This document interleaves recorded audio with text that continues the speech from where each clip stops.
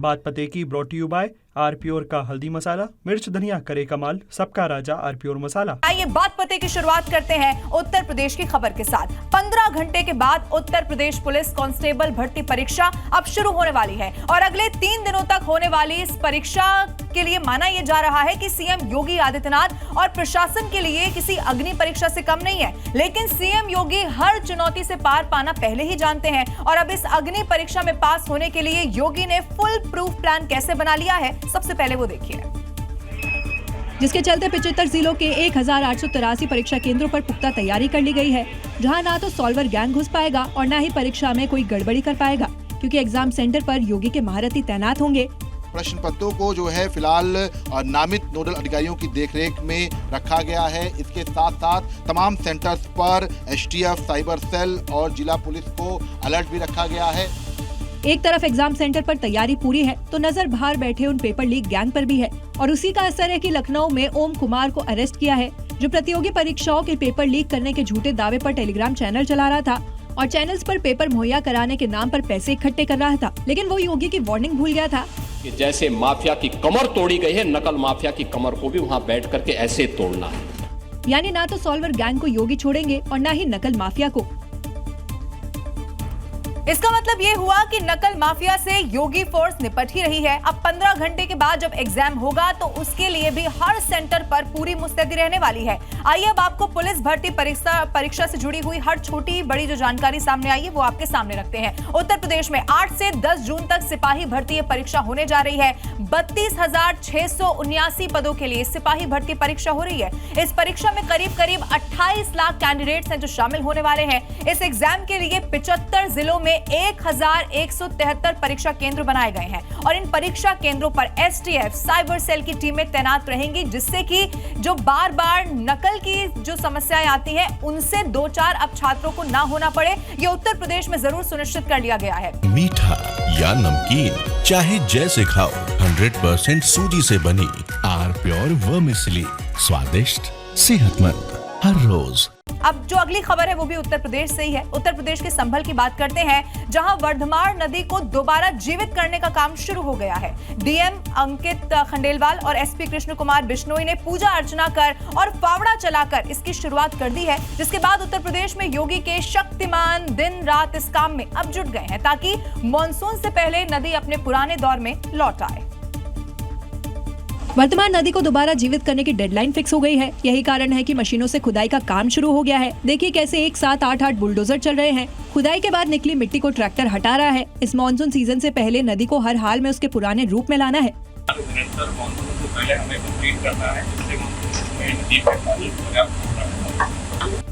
वर्धमान नदी के पुनरुद्धार का काम आज विधिवत शुरू हुआ है। डीएम और एसपी ने नारियल फोड़ा और फावड़ा भी चलाया। लेकिन इसके पहले 5 जून को बगाऊ गांव में नदी के कैचमेंट क्षेत्र में चमन शाह बाबा दरगाह शरीफ की मजार को बुलडोजर ने ध्वस्त किया ताकि नदी के रास्ते में आगे कोई बाधा न आए। वर्धमान नदी कभी 14.5 किलोमीटर लंबी थी। गन्नौर ब्लॉक की 9 और जुनवाई ब्लॉक की 2 ग्राम पंचायतों से होकर बहती थी। अतिक्रमण और पानी के कम बहाव के कारण विलुप्त हो गई, जिसे सीएम योगी ने फिर से जिंदा करने का प्रण लिया है, जिसके तहत नदी की खुदाई, अतिक्रमण पर कार्रवाई और पौधारोपण का काम हो गया है। उत्तर प्रदेश के गाजियाबाद में अवैध मदरसों के खिलाफ ताबड़तोड़ कार्रवाई चल रही है। जिन इलाकों में भी अवैध मदरसे मिल रहे हैं उन्हें प्रशासन फौरन सील कर बुलडोजर वाला नोटिस अब थमा रहा है। पर अब प्रशासन ने ताला लगा दिया है। गाजियाबाद में जहां भी अवैध मदरसे चल रहे थे, प्रशासन उन्हें सील कर बुलडोजर वाला नोटिस थमा रहा है। देखिए कैसे लोनी के अशोक विहार में इन अवैध मदरसों का बैंड बजाया गया। ढोल बजाकर इलाके के लोगों को प्रशासन की कार्रवाई की जानकारी दी गई और अवैध तरीके से चल रहे मदरसे को सील कर दिया गया। अवैध मदरसे पर प्रशासन का ऐसा ही चाबुक इंदिरापुरम इलाके में चला। परिसर को तत्काल सील किया जाता है और आपको निर्देशित किया जाता है कि उपरोक्त संबंध में अपना पक्ष 1 सप्ताह के भीतर अधो हस्ताक्षरी यानी अल्पसंख्यक कल्याण अधिकारी कार्यालय को उपलब्ध कराएं, अन्यथा की स्थिति में विधिक कार्रवाई की जाएगी। जहां जामिया खुलफा-ए राशिदीन नाम के मदरसे को सील किया गया। और अब अगली खबर उत्तर प्रदेश के हमीरपुर से है, जहां अतिक्रमण हटाने पहुंचा बुलडोजर खुद ही हादसे का शिकार हो गया। इसी के बाद टीम को हथौड़े की मदद से इस अतिक्रमण को हटाना पड़ा।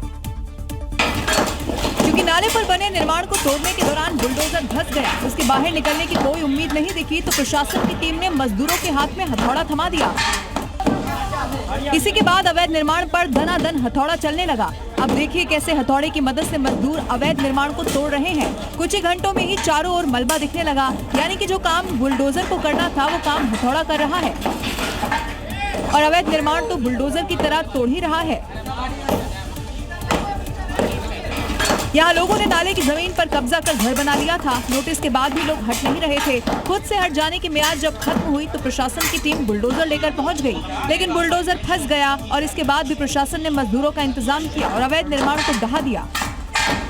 और दिल्ली के मालवीय नगर अग्निकांड के बाद रेखा सरकार पूरी तरह से एक्शन मोड में दिखाई दे रही है। एक तरफ बिल्डिंग की जांच की जा रही है तो दूसरी तरफ रेखा सरकार का सेफ्टी वाला हथौड़ा भी चल रहा है और उस सेफ्टी वाले हथौड़े की तस्वीरें भी सामने आ चुकी हैं, जो लगातार दिल्ली के अलग अलग इलाकों में अवैध निर्माण और खतरनाक इमारतों पर चोट कर रहा है। खानपुर इलाके में मौजूद ये 5 मंजिला इमारत लोगों की सुरक्षा के लिए खतरनाक थी।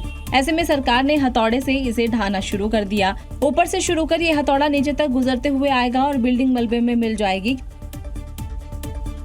क्योंकि रेखा सरकार ने अवैध निर्माण पर बुलडोजर एक्शन का डेटा भी दिया है, जिसमें 94 अवैध इमारतों को गिराया गया है। 114 संपत्तियां सीज की गई हैं क्योंकि लोगों की सुरक्षा से समझौता मंजूर नहीं। सरकार के जो कायदे कानून हैं उनको ध्यान में रख करके ये डेमोलिशन ड्राइव है। निर्माण अवैध है तो टूटेगा, क्योंकि यूपी के पीले पंजे वाला मॉडल दिल्ली में अपनाया गया है। जीरो टॉलरेंस की नीति के तहत मैसेज भी दे दिया गया है कि अगर कोई आर्किटेक्ट दोषी पाया जाएगा तो भी ब्लैक लिस्ट होगा, क्योंकि ये एक्शन जारी है और अभी रुकेगा नहीं। बिहार में अपराधियों के खिलाफ सख्त कार्रवाई का दावा जमीनी स्तर पर भी अब नजर आ रहा है। मुजफ्फरपुर में हत्या के एक फरार आरोपी के खिलाफ कुर्की जब्ती की कार्रवाई की गई है, यानी कि कानून से बचने की कोशिश करने वालों के खिलाफ महाबली मॉडल अब चालू रहेगा। सीएम सम्राट चौधरी तो पहले ही साफ कर चुके हैं, कोई अपराधी चैलेंज करेगा तो हमारी पुलिस 48 घंटे में उसको जवाब देने का काम हमारी पुलिस करने का काम करेगी। और देखिए कैसे भारी पुलिस बल की मौजूदगी में बुलडोजर ने एक वार कर फरार आरोपी की संपत्ति को मिट्टी में मिला दिया। दरअसल यहां पुलिस ने हत्या के एक मामले में फरार चल रहे आरोपी के घर पहुंचकर कुर्की जब्ती की कार्रवाई की। आरोपी लंबे समय से फरार चल रहा था और गिरफ्तारी से बच रहा था, लेकिन जैसे ही न्यायालय से आदेश मिला तो पुलिस और प्रशासन की टीम बुलडोजर के साथ मौके पर पहुंची और कुर्की जब्ती की कार्रवाई को अंजाम दिया। मुजफ्फरपुर में हुई इस कार्रवाई से साफ है कि अपराधी बख्शे नहीं जाएंगे। अब देखना यह है कि पुलिस आरोपी को कब तक गिरफ्तार कर पाती है। और चर्चित शिक्षक फैजल खान की मुश्किलें हैं कि कम होने का नाम ही नहीं ले रही हैं। एक तरफ उनकी गिरफ्तारी की तलवार लटकी हुई है तो अब दूसरी तरफ खान ग्लोबल स्टडीज के सील होने का भी खतरा मंडराने लगा है, क्योंकि बिहार फायर सर्विस ने जांच में फायर सेफ्टी स्टैंडर्ड्स में कई सारी खामियां पाई हैं, जिसके बाद खान ग्लोबल स्टडीज को 7 से 10 दिन का समय दिया गया है और जो खामियां हैं उन्हें इस तय समय में दूर करने को कहा गया है। खान ग्लोबल स्टडीज को हम लोगों ने 7 से 10 दिन का समय दिया हुआ है कि हमारे द्वारा दिए गए अग्नि सुरक्षा के सुझावों को अनुपालन करना सुनिश्चित करेंगे। यानी 14 से 16 जून तक खान ग्लोबल स्टडीज में फायर सेफ्टी के पुख्ता इंतजाम नहीं किए गए तो उसे सील कर दिया जाएगा। कि 7 से 10 दिनों के अंदर अगर ये सारी चीज़ें वहाँ पर उपलब्ध नहीं कराई जाती हैं तो ऐसे में खान ग्लोबल स्टडीज को खाली करा के उसे सील कर दिया जाएगा। बिहार फायर सर्विस का कहना है कि दिल्ली और मुजफ्फरपुर में घटना के बाद राज्य के सभी अस्पतालों और कोचिंग सेंटर की जांच की जा रही है। खान ग्लोबल स्टडीज की भी जांच की गई, जिसमें कई खामियां पाई गई। कोचिंग सेंटर में कथित फायरिंग में एफआईआर दर्ज होने के बाद फैजल खान पर गिरफ्तारी की तलवार लटक रही है, तो वहीं फायर सेफ्टी नॉर्म्स पूरा नहीं करने पर कोचिंग सेंटर के सील होने का खतरा बढ़ गया है। उत्तर प्रदेश की धर्म नगरी वाराणसी को लेकर एक बहुत बड़ा फैसला हो गया है, जिसके तहत नॉनवेज की दुकानें अब शहर से बाहर होंगी। नगर निगम ने इसे लेकर मास्टर प्लान बाकायदा तैयार कर लिया है और अब काशी के बाद कांवड़ रूट के लिए भी ऐसा ही फैसला लेने की मांग उठने लगी है, क्योंकि 2 दिनों में 2 ऐसी चीजें सामने आ चुकी है जिनका कनेक्शन कांवड़ यात्रा से जोड़कर देखा जा रहा है। पहला, योगी की रंग में भंग डालने वालों को वार्निंग, और दूसरा, काशी शहर से नॉनवेज की दुकानें बाहर होना। उत्सव के रंग में किसी ने भंग करने का काम किया तो फिर वर्तमान तो जाएगा ही जाएगा, भविष्य भी स्वाहा हो जाएगा। योगी को बयान दिए 24 घंटे ही हुए थे कि अब वाराणसी नगर निगम ने फैसला ले लिया, जिसके तहत चिन्हित जगहों पर ही मीट की दुकानें खुलेंगी बिना लाइसेंस दुकान चलाने पर एक्शन होगा। तय जगह से बाहर दुकान लगाने पर कानूनी कार्रवाई होगी। रामनगर, सूजाबाद, गणेशपुर, अवलेशपुर और शिवपुर में दुकानें शिफ्ट की जाएंगी। 30 जुलाई से कांवड़ यात्रा की शुरुआत होने वाली है और बड़ी तादाद में कांवड़िये गंगा जल लेकर काशी विश्वनाथ भी पहुंचते हैं। ऐसे में उनकी पवित्रता बनाए रखना भी बहुत जरूरी है और ये फैसला कहीं न कहीं उससे जोड़कर भी देखा जा रहा है। हरिद्वार में इन दिनों एक अनोखी सी बहस छिड़ी हुई है। ये मुद्दा खाने के नाम का है। यहाँ कुछ साधु संतों और धार्मिक संगठनों ने वेज बिरयानी शब्द के इस्तेमाल पर आपत्ति जाहिर कर दी है और बकायदा दुकानों पर नाम बदलने का अभियान अब शुरू हो चुका है। और अखंड परशुराम अखाड़े के नेतृत्व में यह अभियान चलाया गया, जहां कई ठेलों पर लगे वेज बिरयानी के बोर्ड पर वेज पुलाव के पोस्टर लगाए गए। क्योंकि हरिद्वार को धार्मिक नगरी बताते हुए संतों ने इसका विरोध किया है। जो वेज बिरयानी ठेलों पे लिख रखा है तो हमने आज पोस्टर लगाकर वेज पुलाव लिखो। जहाँ नॉन वेज बिकता है बिरयानी वहाँ बेचो भाई, कारोबार वहाँ करो, यहाँ क्यों पवित्र भूमि में। देखिए, जहां भी वेज बिरयानी लिखा है वहां वेज पुलाव के पोस्टर चिपका दिए गए। कई दुकानदारों ने अभियान में सहयोग भी किया और कई संतों ने भी साथ देने की अपील की। अब हरिद्वार में ये मामला परंपरा और सांस्कृतिक पहचान के सवाल से भी जुड़ गया है और लोगों की नजर इस बात पर है कि खाने के नाम पर छिड़ी ये बहस आगे किस दिशा में जाती है। तो 15 सालों तक पश्चिम बंगाल की जनता को अपनी हनक से दहलाने और वसूली गैंग चलाने वाले टीएमसी के नेताओं पर अब पुलिस ताबड़तोड़ एक्शन ले रही है और गिरफ्तारी से पहले बकायदा परेड भी करा रही है, किसी को कच्छा बनियान में तो किसी को गमछे में। ताजा कार्रवाई हुई तापस चक्रवर्ती पर। कटमनी समेत कई अपराधों को अंजाम देने वाले शख्स को टीएमसी के पूर्व विधायक असीत मजूमदार का दाहिना हाथ माना जाता था। वही असीत मजूमदार, जिसे चुनाव के दौरान बीजेपी कार्यकर्ताओं को पीटने के आरोप में बीते दिनों गिरफ्तार किया गया था। गुरु की गिरफ्तारी के बाद चेला भी भीड़ के हत्थे चढ़ गया। लोगों ने उसे गमछे में ही सड़क पर घुमाना शुरू कर दिया, जिसके बाद पुलिस ने उसे हिरासत में ले लिया।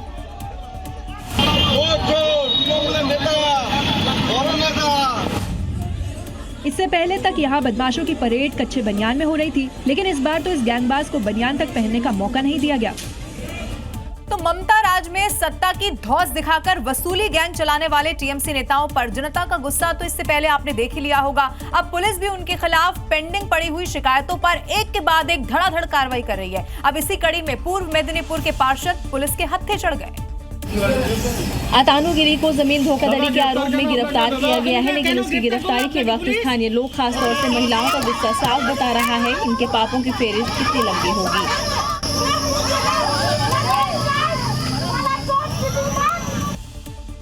इससे पहले भी टीएमसी के कई पार्षदों पर कानून का डंडा चला है और पुलिस ने उन्हें हिरासत में लिया है। अकेले कोलकाता में बीते एक सप्ताह में 6 से ज्यादा पार्षदों पर गाज गिरी है।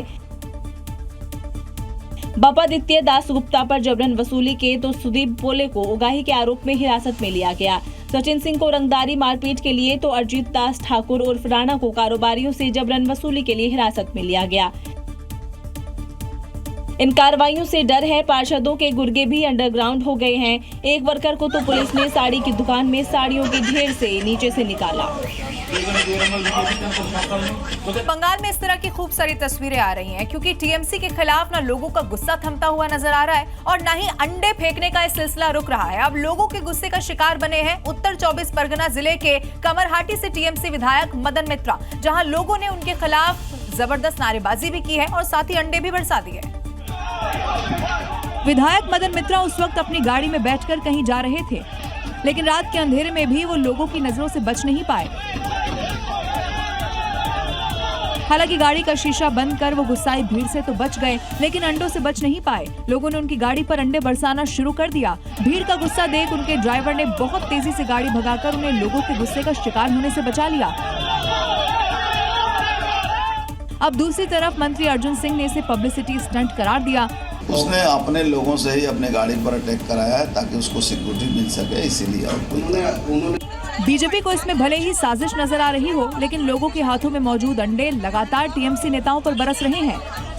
चाहे वो पार्षद जयप्रकाश मजूमदार हो या फिर अतानु गिरी या फिर अरजीत दास ठाकुर और पुराना, सबका इलाज अंडे से ही हुआ है। उत्तर प्रदेश में योगी के रूल ऑफ लॉ को चैलेंज करने वाले बदमाशों का अगले चौराहे पर ही बुलेट हिसाब हो जाता है, क्योंकि यहां अपराध करने वाले किसी भी सूरत में बर्दाश्त नहीं किए जाते। उत्तर प्रदेश के शहर शहर हुई मुठभेड़ में कई अपराधियों को लंगड़ा कर दिया गया।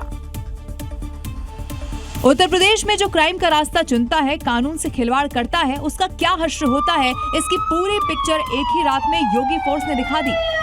हमने माफिया को भी समाप्त किया और मच्छर को भी समाप्त किया। ये मच्छर बीमारी लाता था, माफिया बेरोजगारी लाता था।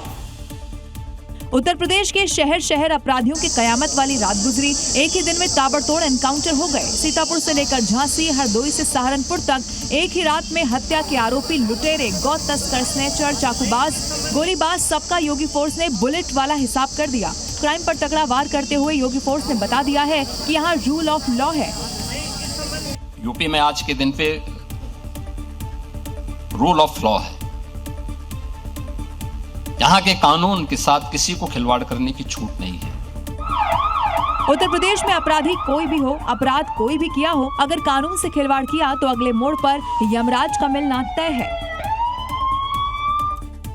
और अब अगली खबर ओडिशा से है, जहां भ्रष्टाचार के खिलाफ सख्त कार्रवाई लगातार देखने को मिल रही है। जहां बालीगुड़ा के assistant executive engineer Baikunthnath Behera के घर और लॉकर में छिपाकर रखी गई काली कमाई मिल गई है। मात्र 6,000 रुपए सैलरी से नौकरी शुरू करने वाले इंजीनियर के पास से 2 करोड़ से ज्यादा का कैश और करोड़ों की प्रॉपर्टी बरामद कर ली गई।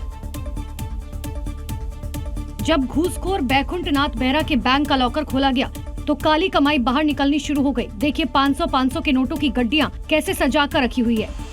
अब इन तस्वीरों को देखिए, कैसे बड़े से टेबल पर काली कमाई के नोटों के बंडल रखे हैं। 500-500 के नोटों की इतनी गड्डियां की आंखें फटी की फटी रह जाए। शुरुआती जांच में इन लॉकरों से तकरीबन 2.5 करोड़ रुपए की भारी भरकम नकदी बरामद की गई।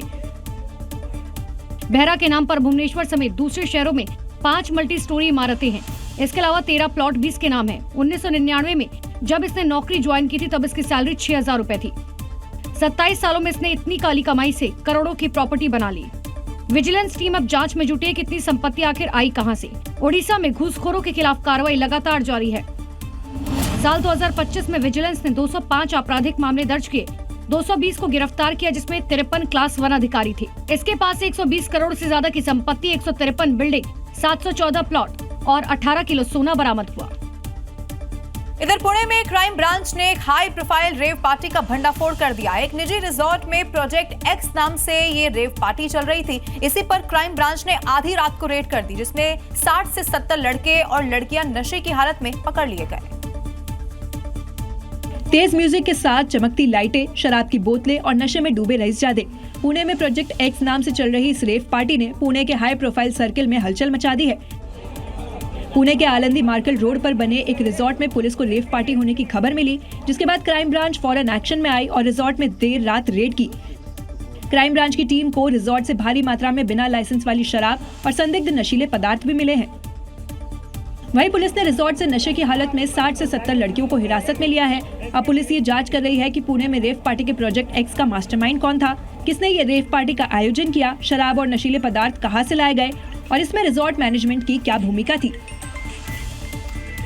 और आइए बात उस खबर की करते हैं जिससे पूरा का पूरा देश इस वक्त प्रभावित है। घरेलू सिलेंडर की कीमतों में एक बार फिर से इजाफा देखने को मिला है, जिससे आम जनता की जेब पर संकट और भी ज्यादा गहरा गया है। अब घरेलू एलपीजी सिलेंडर 29 रुपए महंगा हो गया है। 3 महीने में ये दूसरा मौका है, दूसरी मर्तबा है जब एलपीजी की कीमत में इजाफा देखने को मिला है। इससे पहले आपको बता दूं, 7 मार्च को एलपीजी सिलेंडर के दाम 60 रुपए बढ़ाए गए थे। अब इसी तरह से 3 महीने के अंदर घरेलू सिलेंडर 89 रुपए महंगा हो गया है, यानी कि 3 महीने के अंदर एक एलपीजी सिलेंडर के लिए अब 89 रुपए ज्यादा आपको खर्च करना पड़ रहा है।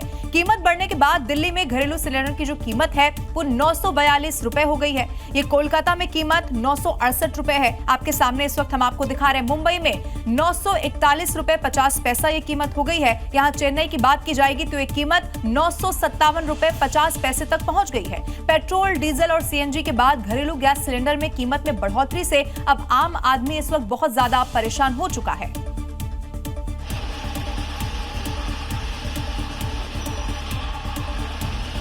बहुत ज़्यादा पड़ेगा, इससे जनता काफ़ी परेशान है। हर चीज़ पे देखिए टैक्स अलग से है, हर चीज़ पे महंगाई बढ़ रही है।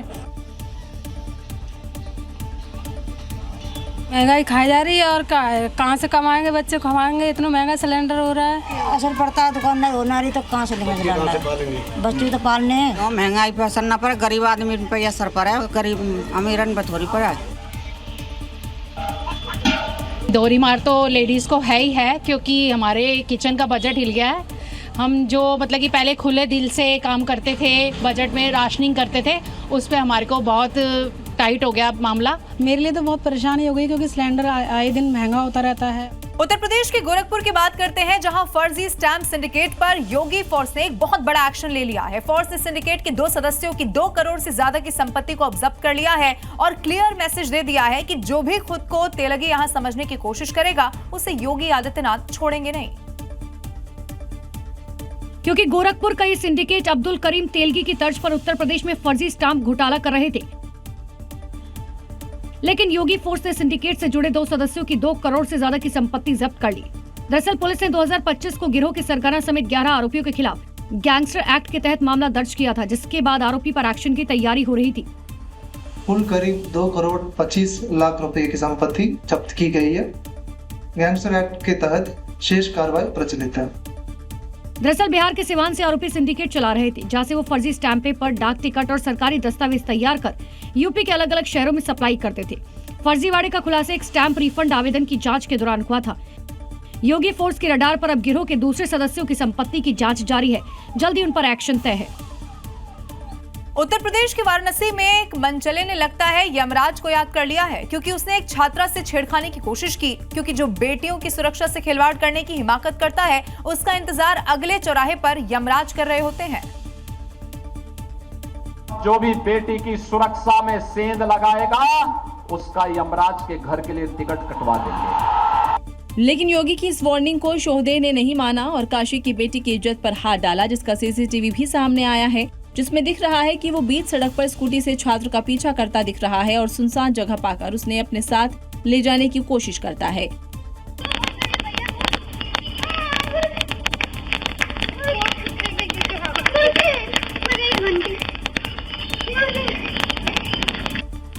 छात्रा किसी तरह भागकर एक घर के पास पहुंचती है और मदद के लिए घर का दरवाजा पीटने लगती है, लेकिन मनचला तब भी बाहर खड़ा रहता है।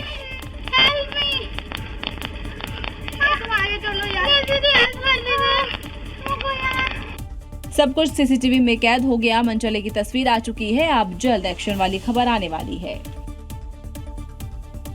उत्तर प्रदेश के ही गाजीपुर में सोशल मीडिया के जरिए दहशत फैलाने वालों पर एक्शन लगातार लिया जा रहा है। योगी फोर्स ने 5 दिनों से जारी स्पेशल ऑपरेशन के जरिए 400 से ज्यादा अपराधी ऐसे हैं जिनको आइडेंटिफाई कर लिया है और 11 इनमें से अभी तक गिरफ्तार कर लिए गए हैं।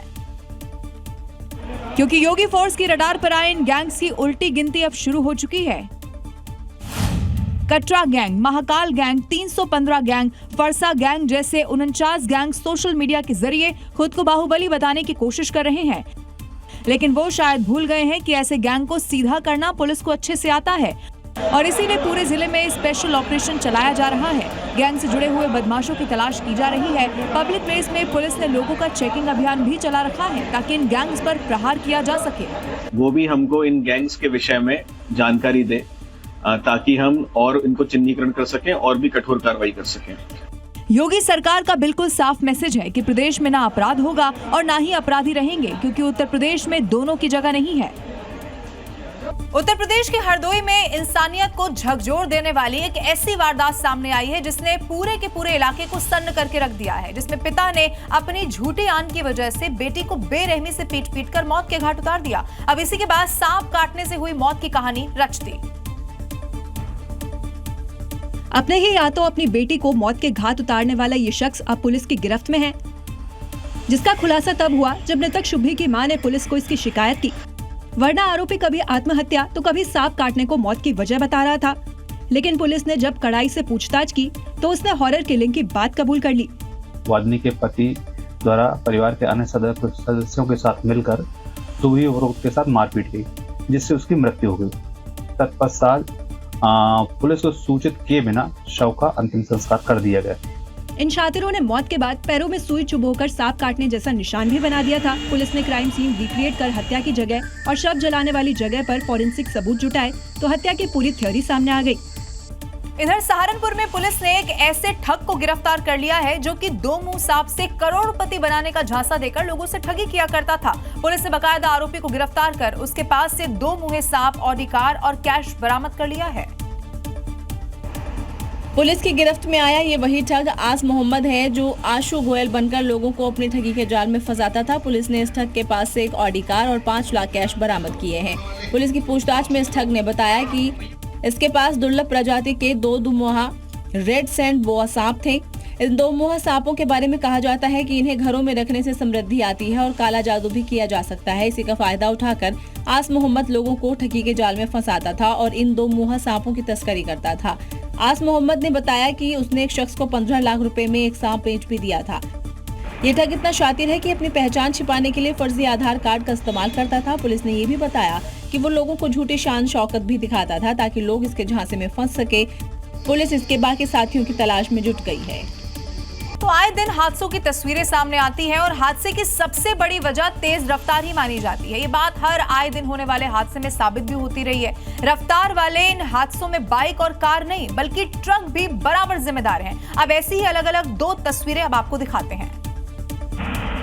तमिलनाडु की कन्याकुमारी की तस्वीरें हैं तो दूसरी तस्वीर यूपी के चित्रकूट की।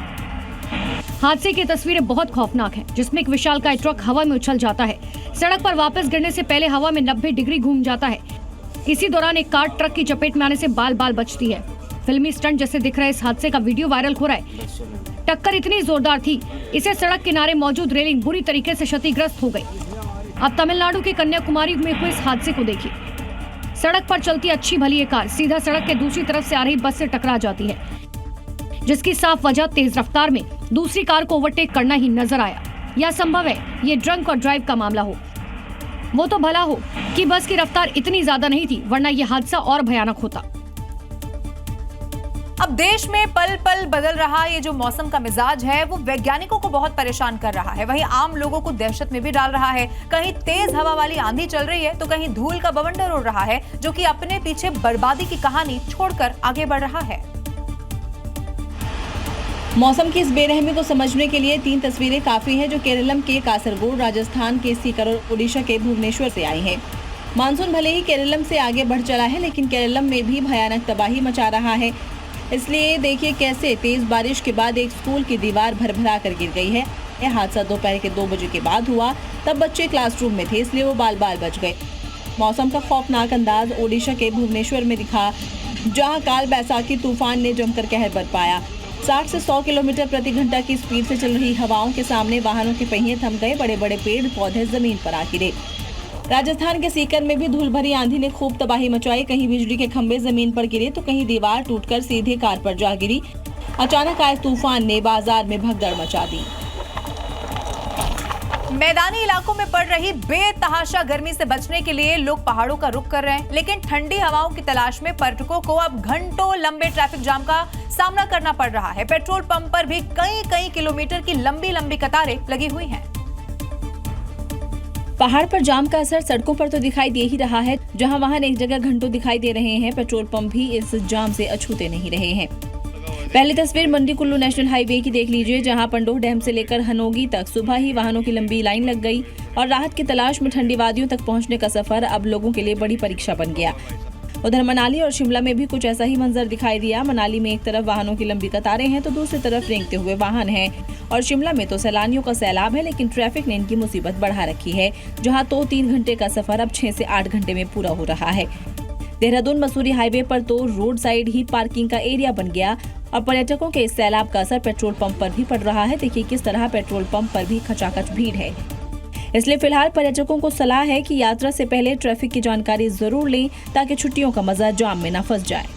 ग्रेटर नोएडा वेस्ट की एक हाई राइज सोसाइटी में दर्दनाक हादसा हो गया, जहां बिल्डिंग का प्लास्टर टूटकर गिरने से एक व्यक्ति की मौत हो गई है। इसके बाद हाई राइज सोसाइटी में सुरक्षा व्यवस्था पर गंभीर सवाल अब खड़े हो गए हैं, क्योंकि ग्रेटर नोएडा की अरिहंत अंबर सोसाइटी में 46 साल के विकास चावला की बिल्डिंग प्लास्टर ने जान ले ली। यह हादसा उस वक्त हुआ जब विकास अपनी बाइक से सोसाइटी से बाहर जा रहे थे, तभी अचानक बिल्डिंग का प्लास्टर टूटकर उनके ऊपर जा गिरा। प्लास्टर गिरने से झटके से विकास सड़क पर गिर पड़े।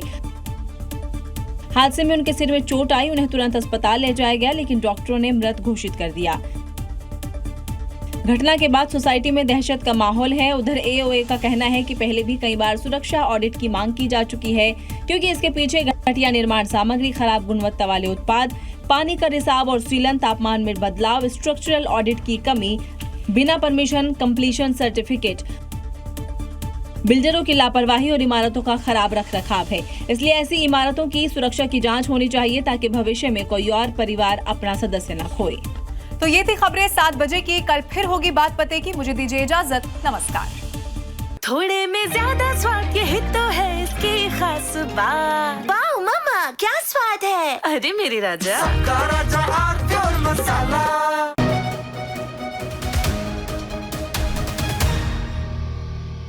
बात पते की ब्रॉट यू बाय आरप्योर का हल्दी मसाला, मिर्च धनिया करे कमाल, सबका राजा आरप्योर मसाला।